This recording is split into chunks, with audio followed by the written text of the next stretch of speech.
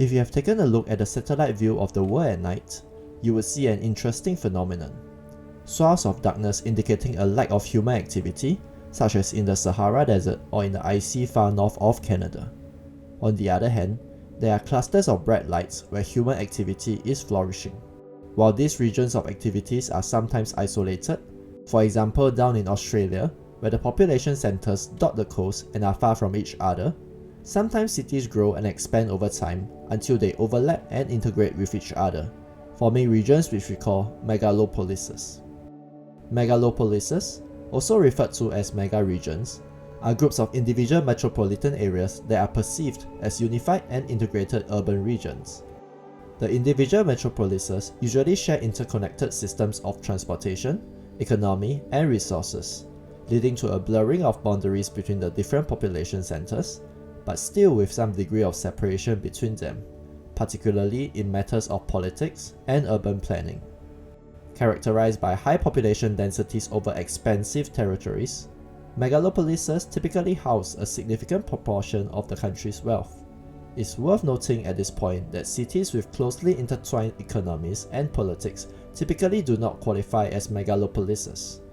Therefore, places like Minneapolis and St. Paul in Minnesota, and Dallas and Fort Worth in Texas are usually considered as just one expansive metropolis, instead of being two metropolises forming a large megalopolis. The term megalopolis was popularized in the 1960s by French geographer John Goodman, who used the term to describe the Northeast Corridor in the United States. The Northeast Corridor, also known as the Boston-Washington Corridor, is a bustling stretch extending from northern Virginia to South New Hampshire. This vibrant region is anchored by major cities such as Boston, New York City, Philadelphia, Baltimore, and Washington, D.C. It stands as one of the 11 identified megalopolises in the United States. Despite covering only approximately 2% of the nation's land area, roughly 146,000 square kilometers, it is home to an estimated 50 million people, constituting around 17% of the entire US population. If this was a country, it would be the 30th largest country in the world, surpassing the land area of Spain, yet it houses an astounding density of approximately 350 people per square kilometer, making it one of the most densely populated areas not only in the United States but in the world. The historical roots of this densely populated corridor trace back to the early colonization period of the East Coast. During the 17th century, the arrival of Europeans spurred settlement along the coast and rivers due to the region's natural harbors and navigable waterways, facilitating transportation and commerce. This geographical advantage laid the foundation for the growth and interconnectedness of the cities within the megalopolis, fostering robust transportation networks via road, rail, and air. In recent times, the Northeast Corridor boasts some of the highest GDPs in the nation, with New York City leading the pack as the foremost financial hub, followed by Washington, D.C., Boston, and Philadelphia. Combined, these economic powerhouses contribute around 5.8 trillion USD to the region's GDP, approximately one-fourth of the entire US economy. The economic landscape of each major city within the megalopolis is characterized by diverse sectors. For example, Washington, D.C. specializes in the government sector, Boston is renowned for education and healthcare, and New York City dominates global finance. However, despite being part of the same megalopolis, income disparities exist between the main cities.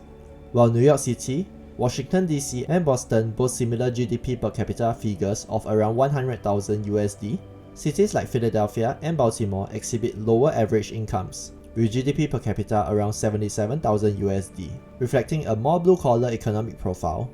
These variations underscore the diverse socio-economic dynamics within the Northeast Corridor, and highlights the economic inequality that even the richest regions in the world experience. On the other side of the world, China boasts one of the largest and fastest growing megalopolises in the world. The Yangtze Delta stands as one of the largest megalopolises globally, encompassing the provinces of Jiangsu, Zhejiang, and Anhui, along with the prominent city of Shanghai serving as its central hub. This sprawling region covers an expansive area of 225,000 square kilometers, slightly smaller than the entirety of the United Kingdom, yet is home to an estimated 163 million people, constituting approximately 12% of China's population and making it the 9th largest country in the world, even surpassing the population of Russia. The population density in this delta reaches a staggering 720 people per square kilometer, more than double that of the Northeast Corridor. The historical significance of the Yangtze Delta dates back centuries, with its southern portion known as Jiangnan emerging as a major cultural, economic, and political center of China as early as the 2nd century AD.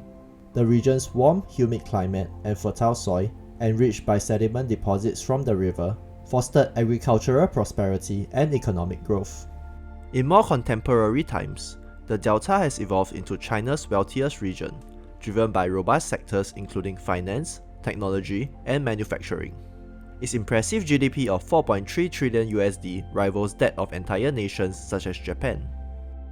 Notably, cities within the region exhibit high GDP figures, with Shanghai leading the pack as the financial nucleus, alongside Suzhou and Hangzhou ranking among China's top 10 cities by GDP. Despite this economic prowess, disparities in average income across metro areas within the region are pronounced, mirroring or even surpassing those seen in the Northeast Corridor.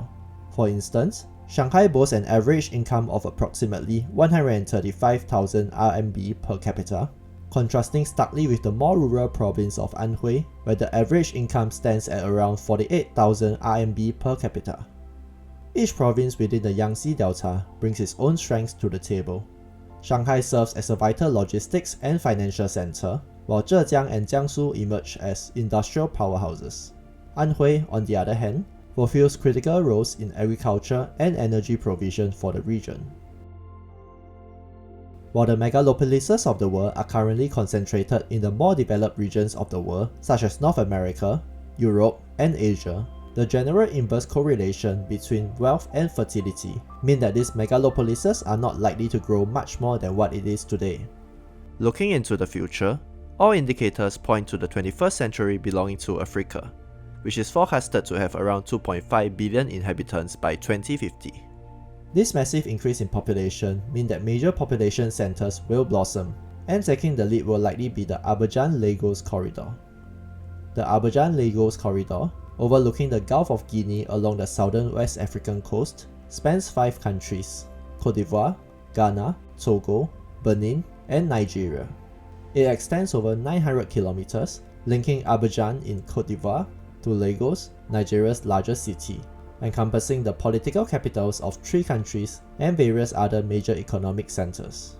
The region's growth is rooted in history, where the coastal areas of Western Africa are generally more well developed due to the Atlantic slave trade in the 16th to 19th century, as coastal infrastructure were required to support the trade. The colonization of Africa thereafter in the late 19th century continued this trend. Despite its historical significance, the current population of approximately 27 million pales in comparison to other global megalopolises. However, projections indicate a rapid surge, with expectations of nearly 50 million inhabitants by 2035 and an estimated 500 million by the end of the century. Yet, unlike other examples, the Abidjan-Lagos corridor encounters unique challenges due to its transnational nature.